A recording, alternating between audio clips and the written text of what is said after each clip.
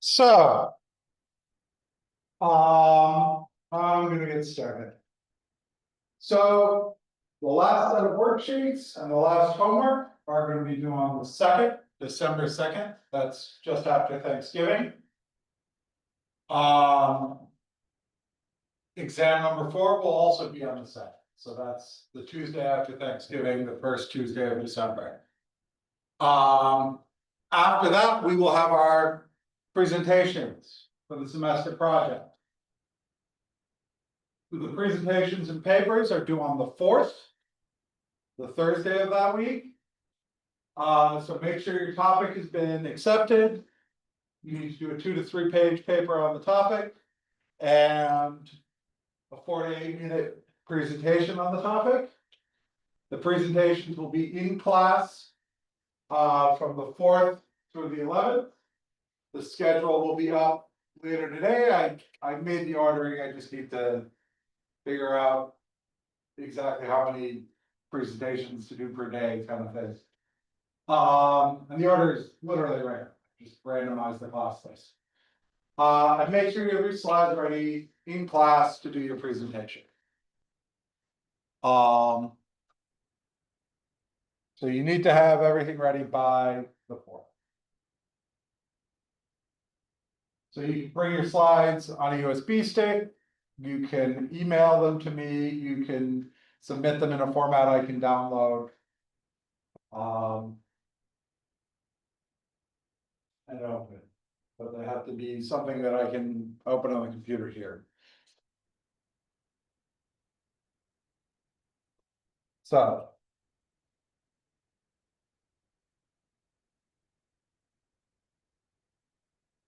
Let's talk about what our galaxy looks like. So when we look at our galaxy in the sky, we see a strip of light with darker areas in the middle of it because we're looking into the plane of the galaxy. We're seeing an edge-on view. So we're limited in what we can see because, well, most of the galaxy is the way of the galaxy.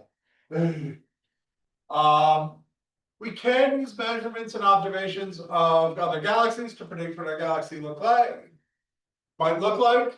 We can also look at, we can build up a better model from other things. So here is an artist's conception of the Milky Way. This is a face-on view.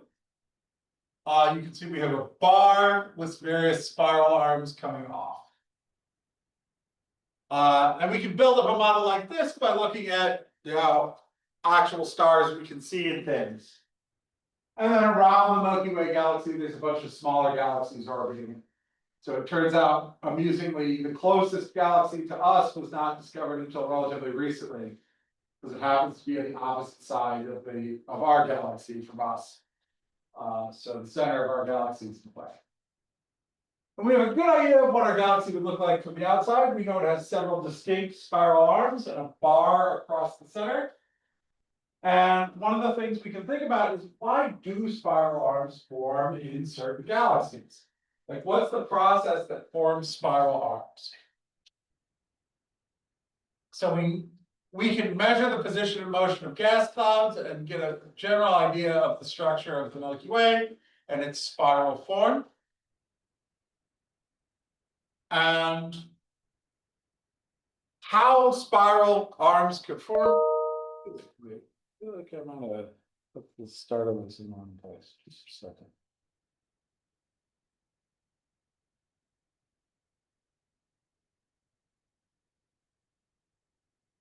Oh, I did. Oops.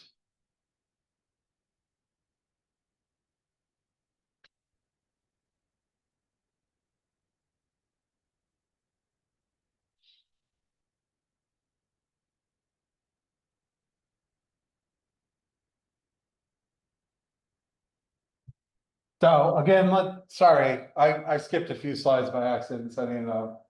So let's go back over a bit. So some of the components of our galaxy. Most of the visible material in our galaxy is in the disk. It contains the spiral arms, the dust and gas. There's also a halo, a spherical distribution of matter around the disk, this contains globular clusters. There's a bulge in the center, which is an extended distribution of matter around the center. And in the center of that is the galactic center, which is a supermassive black hole. And surrounding the whole galaxy is a dark matter halo. It's an unseen matter that extends out beyond the halo.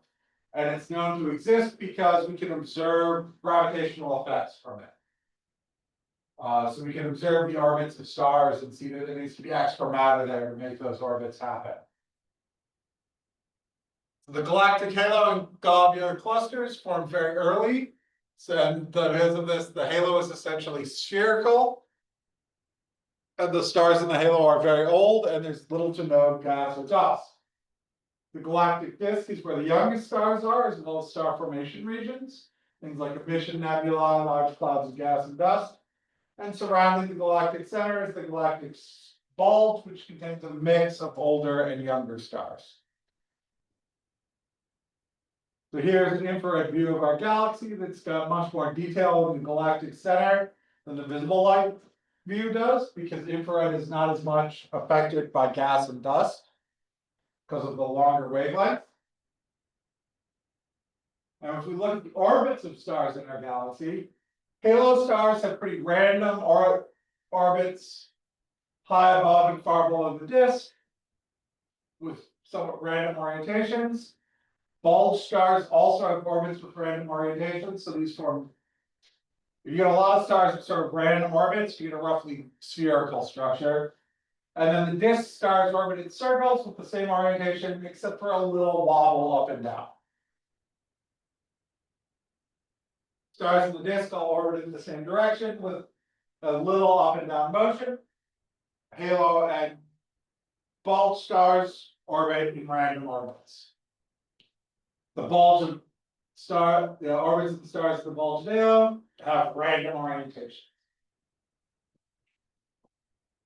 So in the disk, all the stars are in a plane traveling around the galactic center. In the bulge of the halo, the stars form a sort of sphere because of their random orbits. So if we look at the Milky Way, when we see it edge on, we're limited in what we can see. But we could build the structure from our observations, and it would look something like this from above. The sun is over here. These are the various arms spiraling outwards. And the Milky Way is a barred spiral galaxy, so it has this bar across. About a third of spiral galaxies have one of these bars. It's not fully understood why they form, but they do. So we have a pretty good idea of what our galaxy would look like from the outside. We know it has several distinct spiral arms and a bar across the center. And one of the things people want to understand is, why do these spiral arms form in galaxies, and what's the process?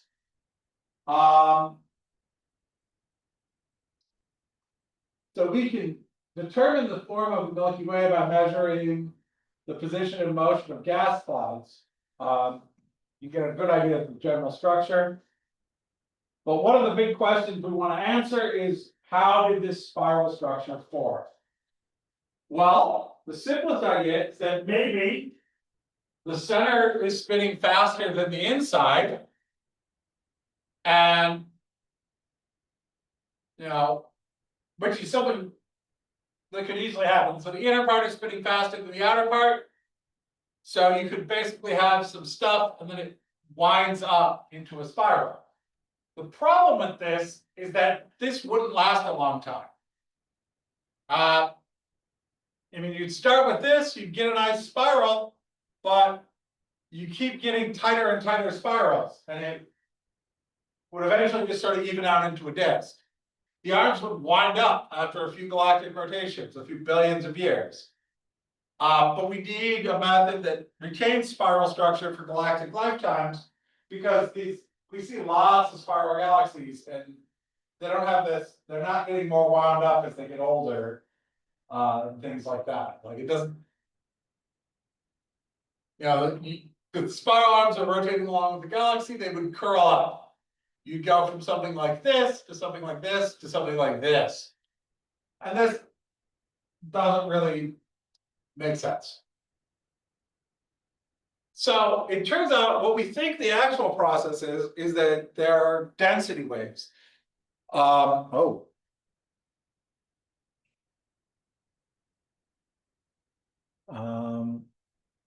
Well, no one's been complaining about being unable to hear me, so I must assume that my microphone was still working even though it was covered. The spiral arms are areas of increased density, like denser portions of a traffic jam.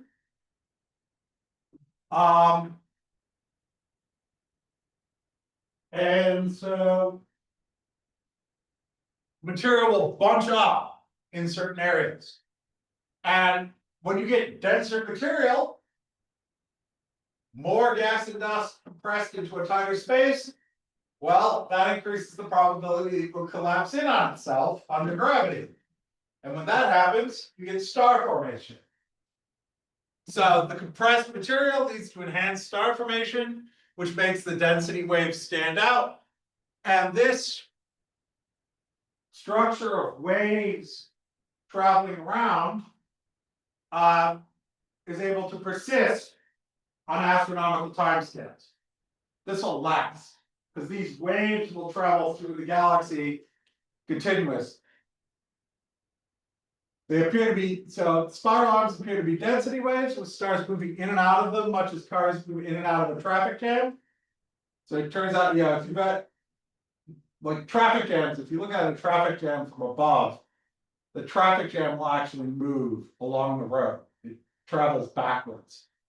And so you get waves of high pressure, high density, that lead to star formation, which help push the wave of high density along. So you get, as clouds of gas and dust move through the spiral arms, the increased density triggers star formation, and this may contribute to the propagation of that density wave.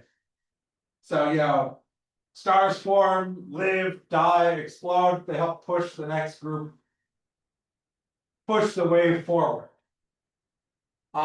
The full origin of spiral arms is not completely understood yet, but we do know that it is based on density waves.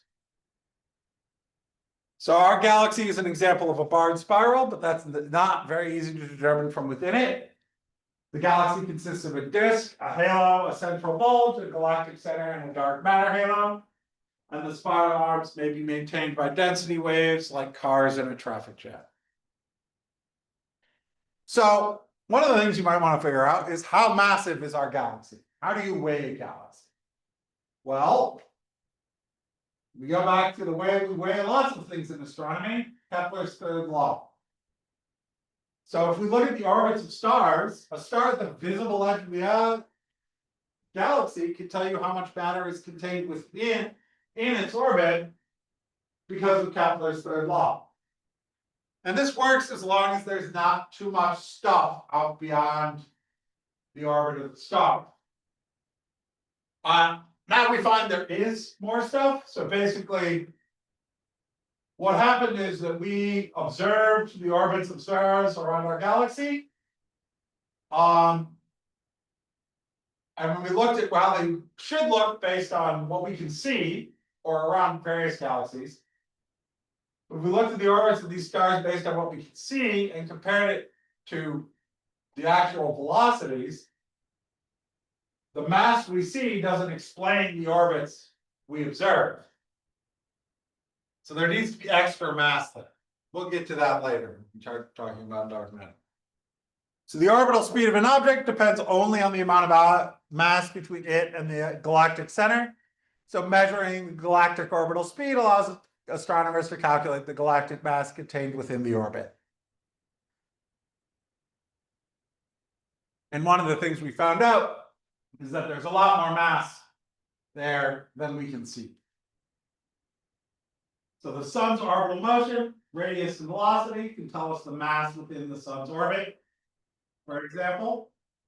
And it's something like 10 to the 11 solar masses.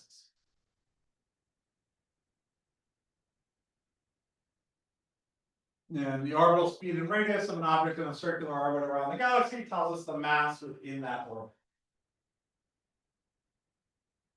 And one of the things we can measure is this rotation curve. We determine the velocities of stars at various differences, and once you get beyond most of the mass, the curve will decrease, like we see with the blue curve. So what we would expect is something like this, and then it would drop off like this, like the blue curve, because all the mass is over here. That we can see. That's where all the stars are and stuff. But what we actually observe is this red line. So there's extra mass there that we can't see. There must be far more matter at great distances than the visible matter we see. And it turns out that the dark matter required for these rotation curves is something like 10 to 20 times the mass we can see. Dark matter must represent 20 times the amount of luminous matter we see in the galaxy. And for various galaxies, it's about 10 to 20 times. So what could this dark matter be? We know it is dark, and we know it is matter because it has gravity. It can't really be ordinary stuff, because we would detect it with radio emissions, absorption lines, etc. Black holes would be detected by X-rays. We'd have a far higher abundance of heavy elements. We could also see gravitational lensing from black holes. If it were brown dwarfs or planets, we need a tremendous number of these, and they would be detected by gravitational lensing. So it really has to be some sort of exotic subatomic particle, because it has to sort of be everywhere, diffuse, and not interacting with stuff. Nothing yet has been detected. We still don't know what dark matter is. There are a few people proposing that actually our understanding of gravity is wrong, though those theories keep falling apart.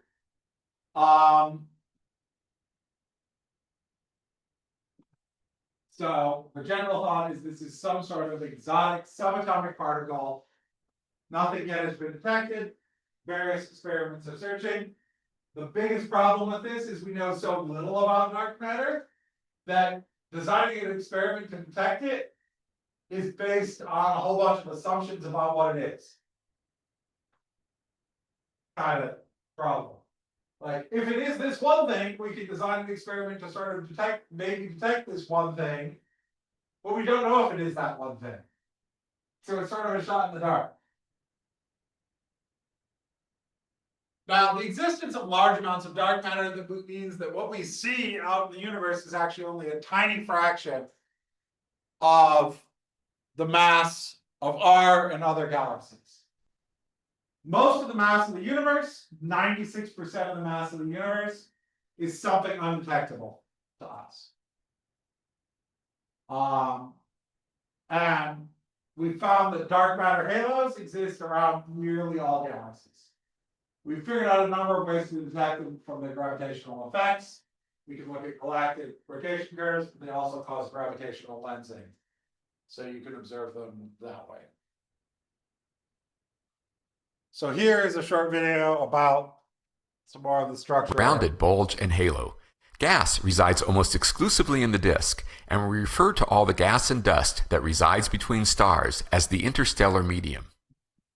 The disk is therefore where galactic recycling takes place. We have already discussed this recycling in general terms back in Chapter 1, but we are now ready to look at this star-gas-star cycle in more detail. Let's start with stars, since they produce most of the elements from which we and our planet are made. Recall that stars are born in giant clouds of gas and dust, like the Orion Nebula, and produce elements through fusion.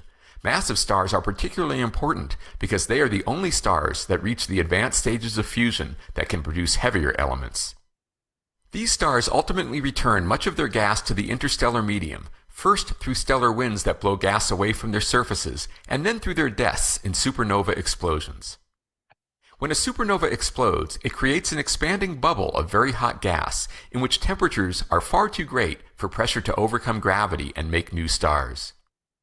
The hot gas must therefore cool down, and as it cools, it merges and mixes with the rest of the gas in the galaxy's disk. We refer to this material as atomic hydrogen gas because hydrogen is by far the most common element, and this gas is cool enough for its atoms to be neutral rather than ionized. As this gas cools further, some of it becomes cold enough to form molecules, and the gas temperature can eventually become low enough for gravity to collect this gas into molecular clouds. These are the clouds in which star formation can happen when gravity overcomes pressure and cloud fragments collapse to form stars and planets. The bursts of new stars complete the cycle. Some of these new stars, the most massive ones, will make additional elements as the cycle continues, while the lower mass stars can go on to form long-lived planetary systems like our own. Before continuing, use what you've learned in prior chapters to answer this question. As time passes and the star-gas-star cycle continues, how does the total amount of gas in the galaxy change? Does it stay the same, increase, or decrease? The answer is C. The total amount of gas gradually decreases with time because with each new generation of stars, some of the gas becomes permanently locked away in brown dwarfs that never return material to space and in the stellar corpses known as white dwarfs, neutron stars, and black holes. Some 50 billion years from now, the era of star formation will end because the galaxy will have run out of gas for the star-gas-star cycle. Understanding the different stages of gas in the star-gas-star cycle also helps us understand the visual appearance of spiral galaxies like our Milky Way or the Whirlpool galaxy shown here. If you look closely along the spiral arms, you'll notice clusters of young blue stars and dark patches that indicate the presence of the cold, dusty molecular clouds needed for star formation. You'll also notice glowing clouds of gas called ionization nebulae. The Orion Nebula is an example of one of these clouds in our own galaxy. Its glowing colors arise from gas ionized by the ultraviolet light from young hot stars that are forming within it. Together, these features tell us that spiral arms are regions of active star formation.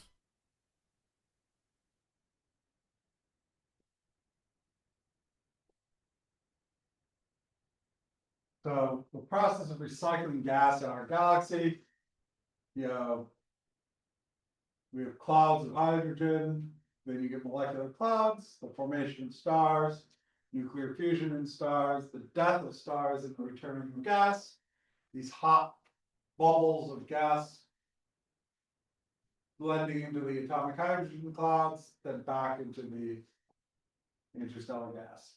So this recycles gas from old stars into new star systems, generally enriching and creating heavier elements, which is the necessary material to make things like planets and such. High mass stars have strong stellar winds that blow out bubbles of hot gas. So the wind from a hot star blows out a bubble of the interstellar medium. Lower mass stars return gas to interstellar space through stellar winds and planetary nebulae.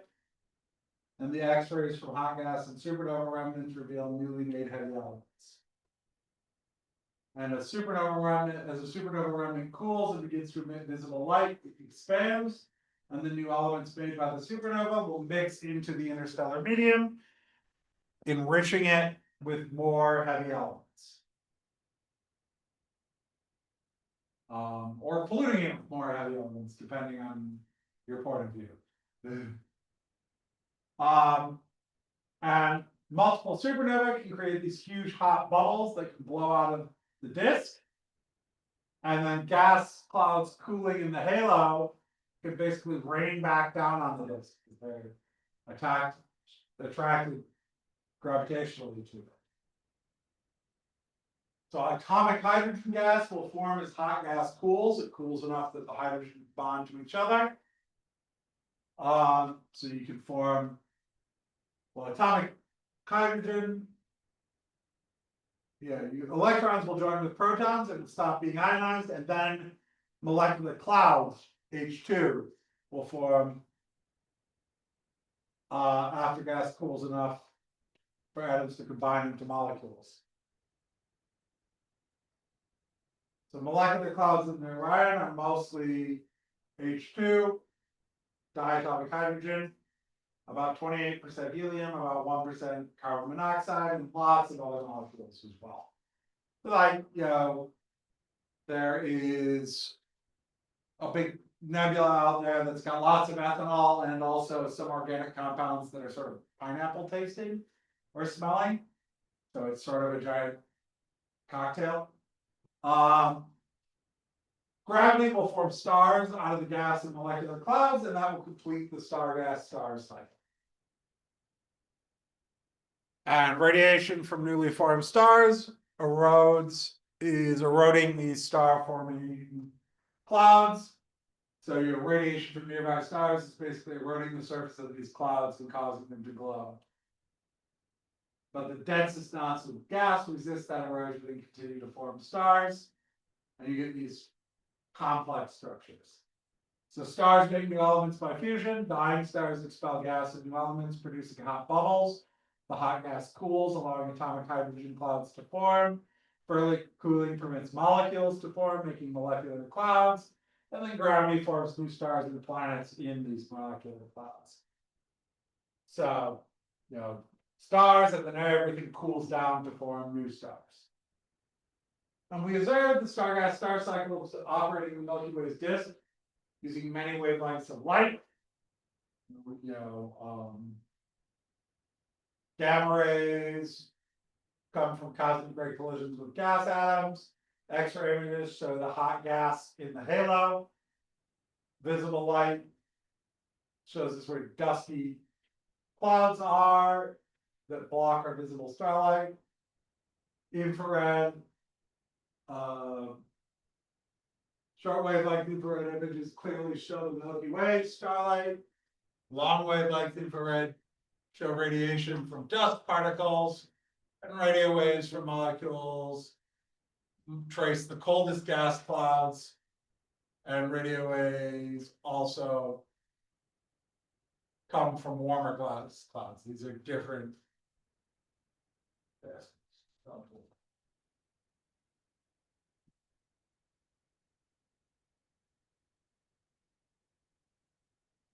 And then in visible light, much of our view of the galaxy is blocked by these opaque dust clouds. Short wavelength infrared light reveals stars whose visible light is blocked by those dust clouds. They let us see through the dust. X-rays are observed from hot gas above and below the Milky Way's disk. These are the sort of bursts of hot gas that come out. 21 centimeter radio waves emitted by atomic hydrogen show where gas is cooled and settled into the disk. This is from somewhat warmer gas clouds. And carbon monoxide radio waves show locations of cold molecular clouds. The coldest gas clouds can be traced by the carbon monoxide. Long wavelength infrared emissions show where young stars are heating up dust grains, so we can see the dust particles glowing. And gamma rays show where cosmic rays from supernovae collide with atomic nuclei and gas clouds. So where do stars tend to form in our galaxy? Well, there are several. They form in nebulae, and so one of the ionization nebulae, one of these places, they're found around short-lived high-mass stars. These are signs of active star formation. So these ionization nebulae are places where stars are actively forming. And reflection nebulae scatter the light from these stars, often young stars, and these reflection nebulae look bluer than the nearby stars. Partially because shorter wave light, so light are easier to scatter, but also they are,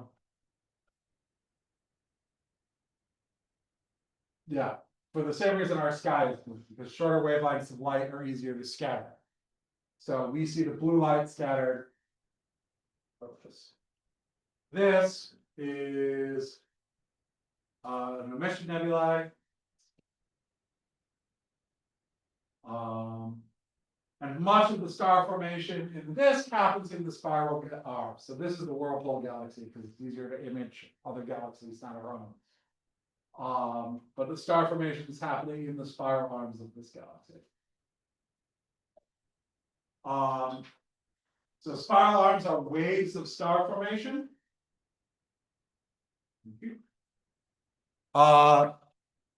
And so this is again the whirlpool galaxy. So you can see ionization nebulae here, blue stars, and gas clouds, all showing signs of star formation.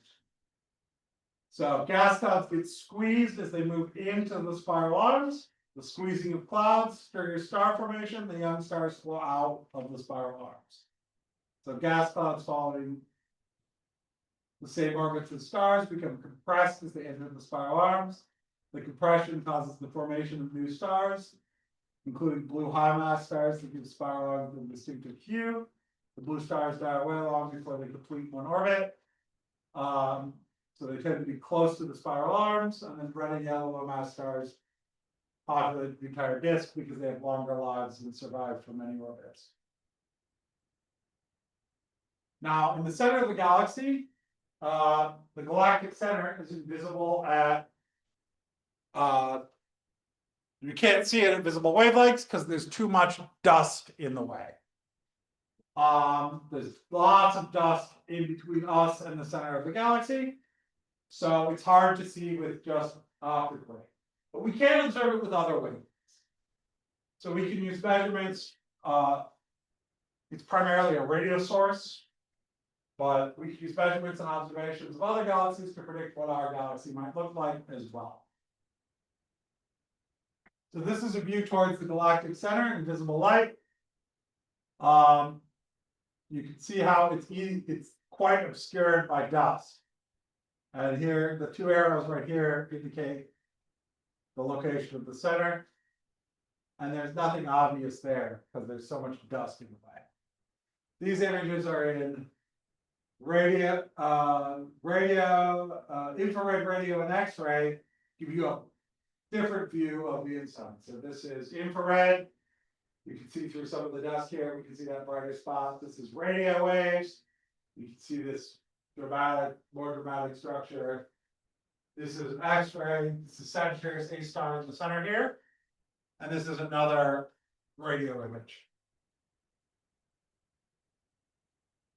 And evidence for a black hole in our galactic center comes from the orbits of the various stars around that object in the center of our galaxy. So by looking at the orbits of various stars around the center of our galaxy, we can figure out the mass of the object that they're orbiting and put a limit on their size. So this is the galactic center and the evidence for a black hole.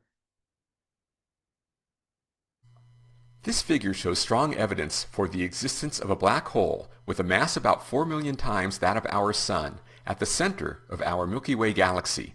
In this video, we'll examine this evidence and put it into the context of the overall Milky Way. This painting shows what our Milky Way galaxy would look like if we could see it from the outside. The arrow marks the approximate location of our solar system. Of course, we cannot see our own galaxy this way because we live inside it. Instead, the disk of our galaxy appears to circle around us on the celestial sphere. This NASA animation of the celestial sphere was created by combining photographs looking in all directions into the sky. Notice that the disk of the Milky Way goes all the way around the celestial sphere and is widest in the direction of the constellation Sagittarius, which is the direction in which we are looking toward the center of our galaxy. Much as we can take a full globe of Earth and project it as an oval for a map on a wall, we can flatten the celestial sphere to make what we call an all-sky map. Notice that we have placed Sagittarius in the center of the map. We now begin to zoom in toward the precise center of the galaxy in search of the central object known as Sagittarius A star. We begin by staying with a visible light view, but dusty clouds of gas prevent us from seeing through to the galactic center. Observing the center therefore requires using wavelengths of light that can penetrate dusty clouds, such as radio, infrared, or X-rays. This infrared image allows us to see some of the stars and gas clouds that lie close to the center of our galaxy. Continuing our zoom, this next image combines infrared and X-ray observations. The yellows and reds represent infrared light, and X-rays are shown in blue. The X-rays show that the galactic center contains very hot gas. We continue our zoom in infrared light, which reveals a large clump of stars located within about a light year of the center of our galaxy. Zooming in further still, this infrared image spans a region less than about 1/10 of a light year wide at the galactic center. Over the past 2 decades, astronomers have observed this region at least once each year, allowing them to see stars move along their orbits around the central object, as shown in this animation. Returning to our still image, we see the orbits of some of the stars, with dots representing positions from one year to the next. The central cross is Sagittarius A star, the object that they are orbiting. Now consider this question. What characteristics of the orbiting stars do we need to measure in order to calculate the mass of the central object? Is it their masses and radii, their masses and orbital periods, their masses and orbital distances, or their orbital periods and distances? The answer is D, their orbital periods and distances. Recall that when one object orbits a much more massive object, you can use Newton's version of Kepler's third law to calculate the mass of the central object from the orbiting object's period and distance. No matter which orbiting star you choose for this calculation, you'll find that the central object has a mass about 4 million times that of our Sun. Notice also that the central object is still unresolved in this image, which means it cannot be much larger in size than our solar system. Based on current understanding of physics, such a large mass in such a small space can only be a black hole. Current technology does not allow us to zoom all the way into the black hole's event horizon with infrared light, but we may soon be able to do that with radio telescopes. So let's return to our all-sky and zoom in with radio observations. The radio emission, shown in varying colors in these images, reveals the presence of strong magnetic fields and swirling clouds of gas. The bright central radio source is Sagittarius A star. Now, recall that the technology of radio interferometry allows astronomers to achieve extremely high-resolution images by linking many individual radio telescopes together to achieve the angular resolution of a much larger telescope. Through an effort known as the Event Horizon Telescope, astronomers are working to link radio telescopes around the world to obtain an image of the region immediately surrounding the event horizon of the Milky Way's central black hole. The image shown here is a simulation. An actual image will not only help us learn about black holes in general, but also will allow us to test key predictions of Einstein's general theory of relativity. To summarize, the orbits of stars around the Milky Way's central object tell us that it is a black hole with a mass about 4 million times that of our Sun. Other galaxies also show evidence of central black holes, and as you'll learn in later chapters, these central black holes may play an important role in the overall evolution of galaxies. So that imaging of the central black hole has actually happened. So I believe I have it in slides. And I thought I already showed it, but invisible light, our view of the center is obscured. Infrared allows us to see stars and dust. The galactic center is not visible at visible wavelengths. It's blocked by dust of the galaxy. But in the center, by studying the orbits of those stars, we've discovered that it's a supermassive black hole with a mass of 4 million solar masses. There's many stars and star clusters in this area as well. So this is sort of a collection of various objects, radio sources in the center of our galaxy. And again, the black hole is Sagittarius A star. So here's some infrared and X-ray images combined. And the blue is X-ray, the red is infrared. Here is infrared from Hubble, zooming in even more. Swirling gas clouds within a few light years of the center. Here's individual stars within 1 light year of the center. And then here is the orbits of the individual stars around Sagittarius A star. And the only thing that could be so much mass in such a small space could only be a black hole.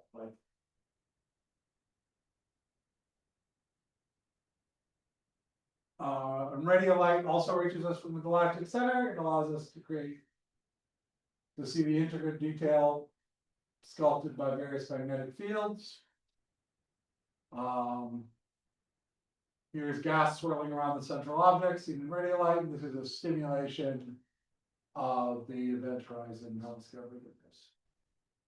So the stars appear to be orbiting something massive but invisible. Is this a black hole? The orbits of the stars indicate a mass of around 4 billion solar masses.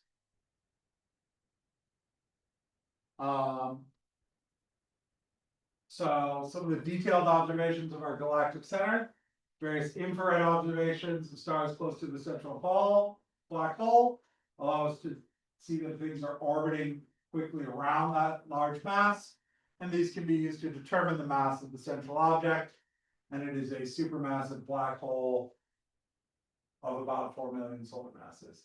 The galactic center appears to have a stellar density about 1 million times higher than near Earth, a ring of molecular glass about 400 parsecs across, strong magnetic fields, and a rotating rear disk about a few parsecs across, and a strong X-ray source in the center. So there appears to be an enormous black hole at the center of the galaxy, which is the source of these phenomena. And an accretion disk surrounding that black hole emits enormous amounts of radiation. So here's an animation of those stars orbiting the black hole in the center.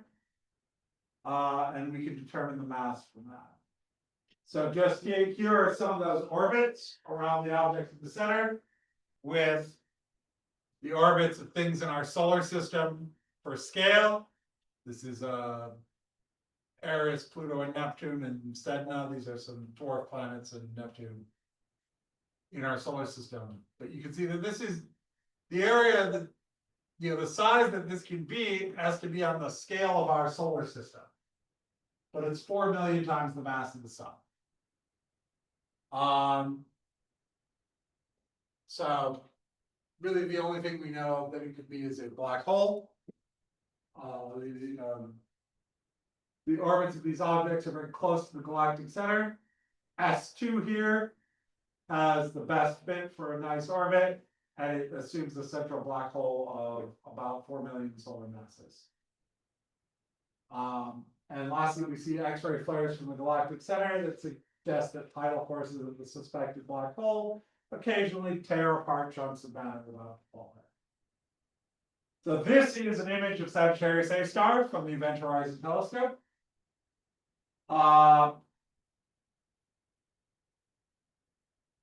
4 million solar masses compacted into an area of less than 0.3 astronomical units. So it's smaller than the orbit of Mercury. The only thing that could put that much mass into that little space is a black hole. It was imaged in 2022 by the Event Horizon Telescope.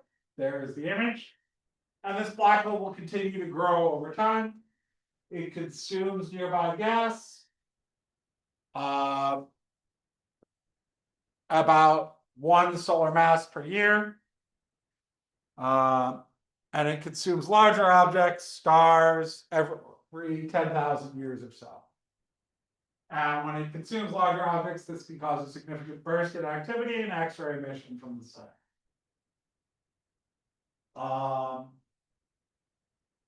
And you can always look this up from the Event Horizon Telescope. They have a website. So here is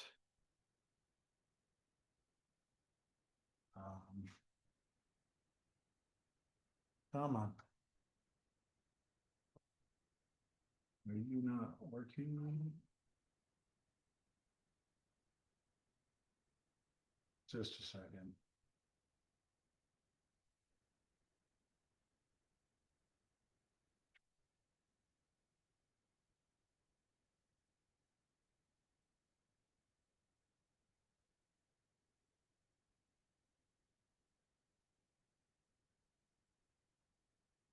What's going on? Why are these broken?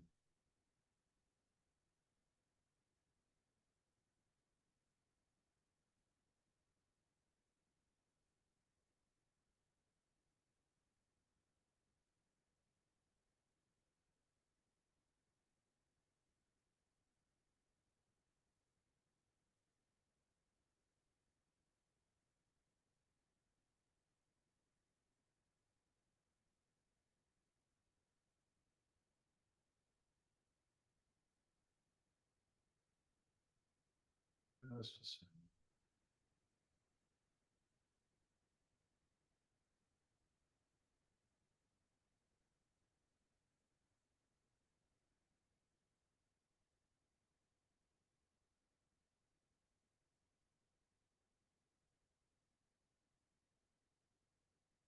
I don't know why these videos are acting broken.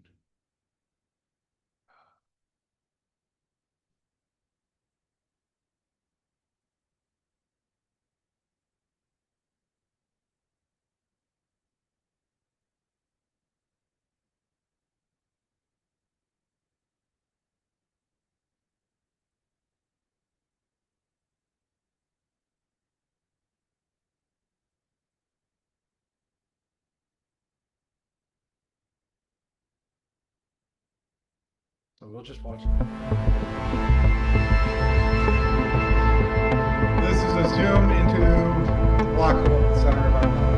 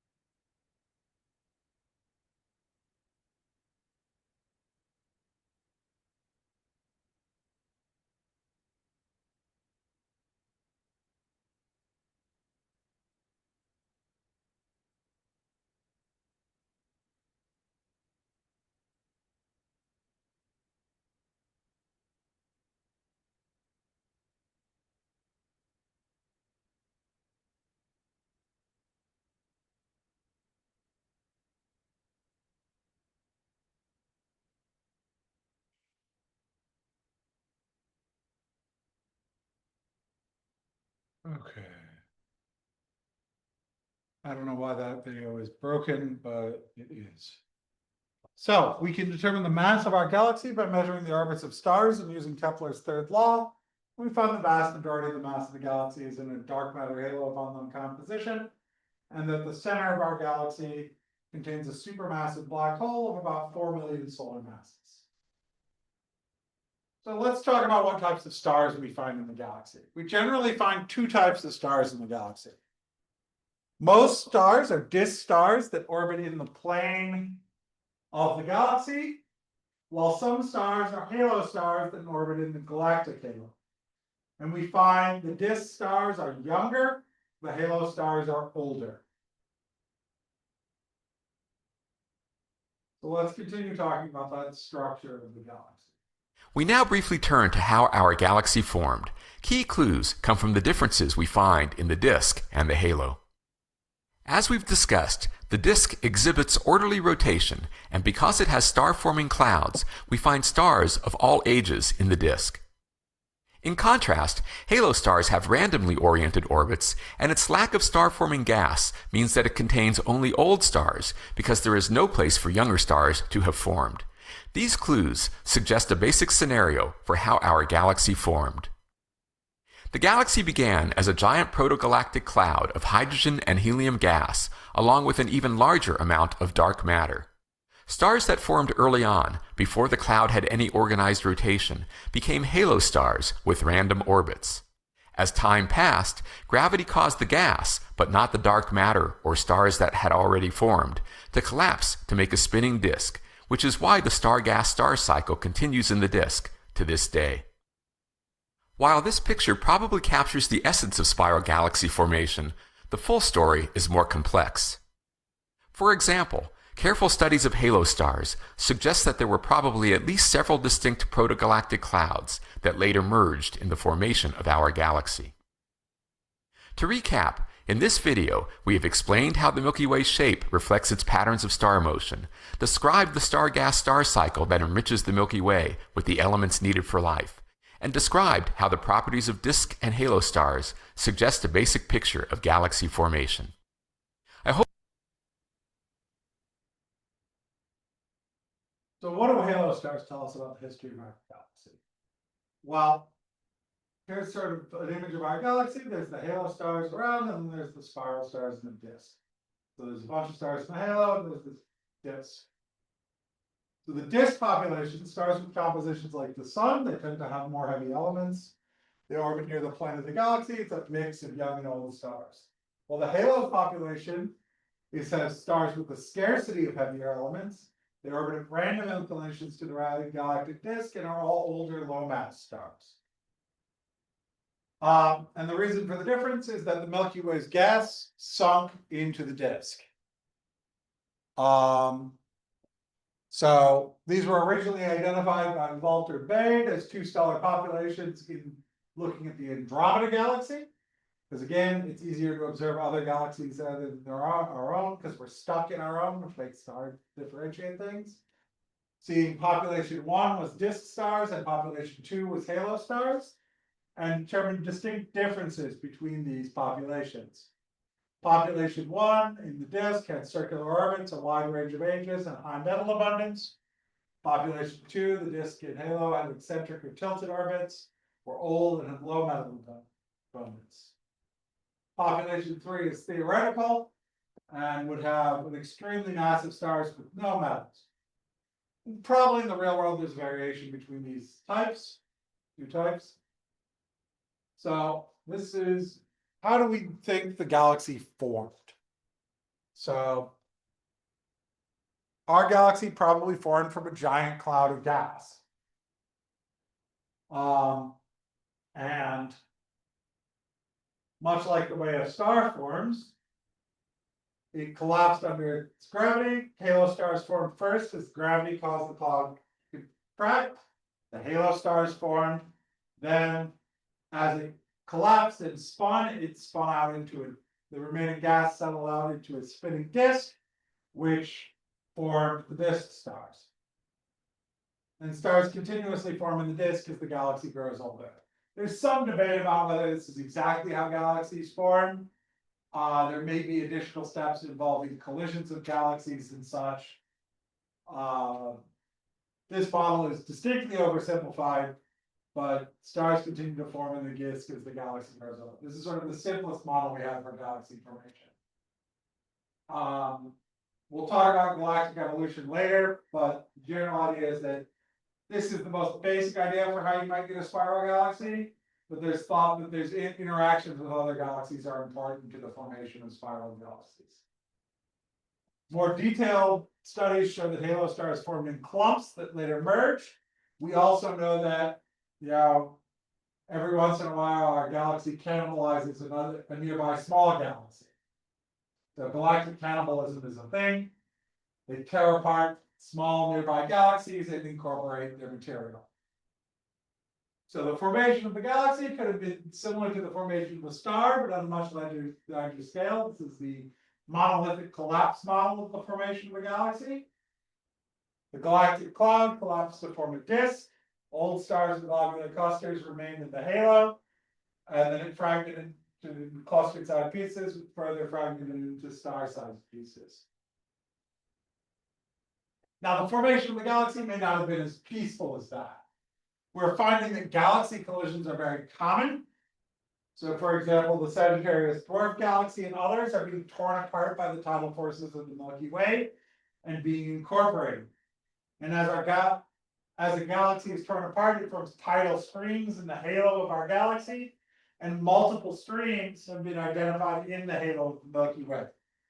So the halo of our galaxy contains the torn apart remnants of small galaxies that the Milky Way consumed.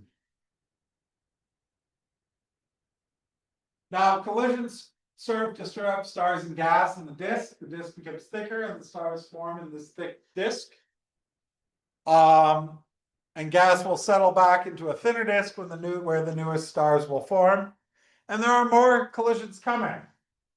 The Canis Major dwarf galaxy is gradually merging with the Milky Way, and the Milky Way and Andromeda are on a collision course and will merge into a single galaxy in about 3 to 4 billion years, which you can call Andromeda, I believe, sometimes. So stars in the galaxy can be divided into two populations: population 1, disk stars, and population 2, halo stars.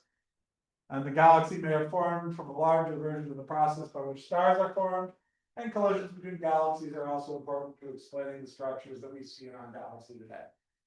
And when we look into the distant past, with our most advanced telescopes, we see lots of galactic collisions. So a galaxy is stellar and interstellar matter bound by its own gravity. Our galaxy is a spiral galaxy. Variable stars can be used for distance measurements of period luminosity relation. We can actually cover that. True extent of a galaxy can be mapped out using globular clusters. Star formation occurs in the disk, but not in a halo or bulge. Spiral arms may be density waves. The galactic rotation curve shows large amounts of undetectable mass at large radii called dark matter. Activity near the galactic center suggests the presence of a 3.7 to 4 million solar mass black hole. So that is the end of chapter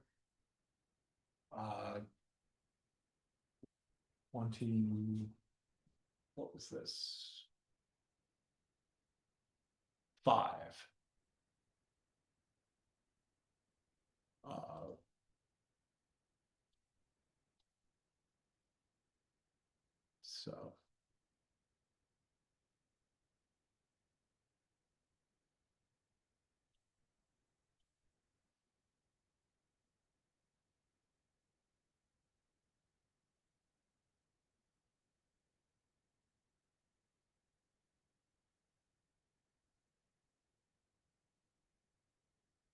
Let me move on to the next chapter. I didn't realize I was going to hit that.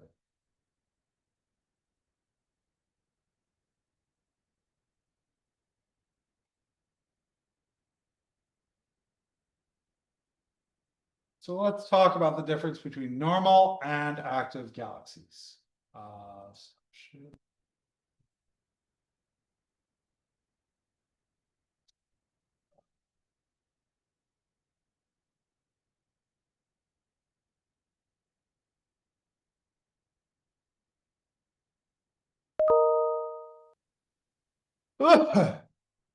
So let's start by talking about types of galaxies. So one of the things we've done, we looked with Hubble, was we pointed Hubble in a dark patch in the sky and waited for like a week. And this allowed us to see our deepest images of the most distant, dimmest galaxies. Some of them billions of light years away. One of the great things about the newer James Webb Space Telescope is that it was able to basically repeat this extreme deep field image, which took a couple weeks or something, a long time, in 12 hours. And have more detail, like it was better. But so our deepest images of the universe show a great variety of galaxies. Some of them are billions of light years away. And the galaxy's age, its distance, and the age of the universe are all closely related. So the study of galaxies is intimately connected with cosmology, the study of the structure and evolution of the universe. So what patterns do we find among the properties of galaxies? Here is a chart. This is called the Hubble tuning fork because it's put together by Hubble. that sort of organizes the types of galaxies that are observed. There are spiral galaxies, regular spirals, and barred spirals. As you get the largest ball, as you go from the most loosely wound at SC or SBC to the most tightly wound with larger ball, less dusty gas and tighter spiral arms is SA. Then there are like lenticular galaxies, S0 and SB0, which don't have spiral arms, but they're flat and disc shaped. And then there are elliptical galaxies, which are sort of roundish. E0 is basically spherical, and it goes up to like E7, which is the most elongated. So this is the Hubble Ultra Deep Field, where the image, just an empty spot of space, and all of these dots are galaxies. Very, very distant galaxies. So this is a particular galaxy. This is a spiral galaxy we see. Here is another galaxy. This is an elliptical galaxy. So spiral galaxies are sort of disc-shaped, have spiral arms, have bulge in the center. Elliptical galaxies are just ball-shaped. They can be spherical or more stretched out. And here is an irregular galaxy, the third type of galaxy. Neither spiral nor elliptical, sort of weird, irregularly shaped. These are the three main types of galaxies. So Hubble classified galaxies based on their appearance. Elliptical via in what's known as the Hubble tuning fork. Hubble originally thought this had something to do with the evolution of galaxies. This does not appear to be the case, but it is a convenient way to organize the various types of galaxies. So spiral galaxies are on this double arm. They're either a capital S or a capital SB, and then they're followed by A, B, or C, where A have more, the A's have the largest bulge and more tightly wound arms. The C's have the smallest bulge and least tightly wound arms. S0 are lenticular galaxies in between. Elliptical arms are on the single thing. They go from E0, where they're sort of spherical, to E7, where it's sort of stretched out. And then irregular galaxies don't fit any other classification. So spiral galaxies have a distinct spiral or pinwheel structure. They consist of a disk, a central bulge, a halo, and spiral arms. They have ongoing star formation. There are emission nebulae and open clusters of stars that show that star formation is happening in the spiral arms. And they have a population of old stars in the bulge and the halo. And star formation occurred over, indicating that star formation has occurred over an extended period of time. And spiral galaxies are classified according to the size of their central bulge. The biggest bulges are SA, the smallest bulges are SC. Barred spiral galaxies have similar properties to normal spiral galaxies. They have a bar running through the center of the galaxies. Spiral arms come from the end of the bar. Oh, I was wrong about the ratio. About 2/3 of spiral galaxies have a bar. And the reason for the bar is unknown. So barred spiral galaxies are actually more common than normal spiral galaxies. I misremembered the ratio. And so these are the barred spirals. The biggest bulge is SBA. The smallest bulge is SBC. So spiral galaxies are given an S to represent spiral, or an SB to represent a barred spiral. And we use the lowercase letters A through C after the S or SB.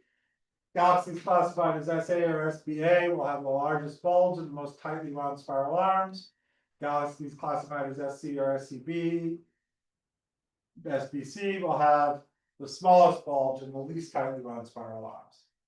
And the Milky Way is in the middle as an SBB. Elliptical galaxies have an ellipsoidal or spherical shape. They're more or less squash spheres. There's no trace of spiral arms or a disk. There's little to no dust, young stars, population 1 stars, or emission nebulae. And they come in a wide range of sizes. Both the largest and smallest galaxies are elliptical. So this is an elliptical galaxy. So giant ellipticals are the largest galaxies in existence, and dwarf ellipticals are the smallest galaxies. So they have no spiral arm and no disk. They come in many sizes, from giant ellipticals with trillions of stars down to dwarf ellipticals with fewer than 1 million. And they contain very little, if any, cool gas and dust, and show little evidence of ongoing star formation. Many do, however, have large clouds of hot gas extending far beyond the visible boundaries of their galaxy. So an elliptical galaxy is represented with the letter E, and numbers 0 through 7 specify how squashed the galaxy appears. E0 is spherical. E7 is like a football, elliptically shaped. Ellipsoidal. So this is an E1, this is an E4, this is an E5. You can see it's getting more squish as you go along. And then lastly, irregular galaxies do not have any regular shape. They do, however, contain cold gas and dust, and do tend to show lots of star formation. They contain both population 1 and population 2 stars, and they're classified as IRR for irregular galaxies. Lots of irregular galaxies show signs of recent collisions. They have a wide variety of shapes. They appear to be undergoing interactions with other galaxies. So here, for example, is a galaxy that had another galaxy fly through it and cause a big splash. That's why there's that ring of star formation. Here's some other interacting galaxies. And then there are lenticular galaxies, which are disk galaxies with no cold gas or dust. They have no star formation. And they're classified as S0 or SB0 galaxies, because they have properties of both spiral and elliptical galaxies.